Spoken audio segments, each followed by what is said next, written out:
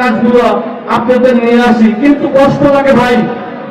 আমি এই তাফসীর মাহফিল করতে এসে আপনাদের দুটো কোরআনের কথা শোনার জন্য বড় বড় আলেম এখানে উপস্থাপন করি, সেই কাজে কিছু লোক বাধাবিঘ্ন হয়ে দাঁড়ায়।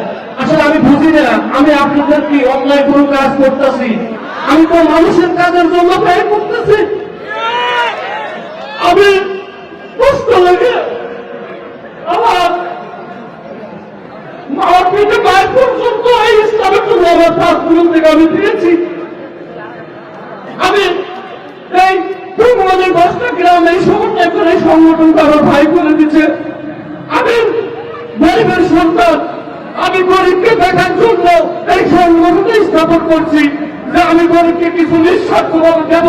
প্লাস আমি এই পূর্বদিতে আমি কোরআনের কথা শুনে যুবক ছেলেদের আমি ইসলামের পথে নিয়ে আসবো। আসলে আমার উদ্দেশ্য একটাই যে মহান আল্লাহ তাআলাকে আমি খুশি করার জন্য আমার এই কাজ, আর কোন কাজ নাই। আমি এখানে কিন্তু আপনার চেয়ারম্যান হতে আসিলেন, এখানে কিন্তু আমি এমপি হতে আসিলেন। যদি তাই হবে, বিগত আমি 7টা বছর 7টা মাহফিল কিন্তু উপহার দিতাম না। আমি চাই জন্য এই গ্রাম এলাকার জন্য গরিব অসহায় মানুষের জন্য আমি কাজ করে যাব নিঃস্বার্থভাবে।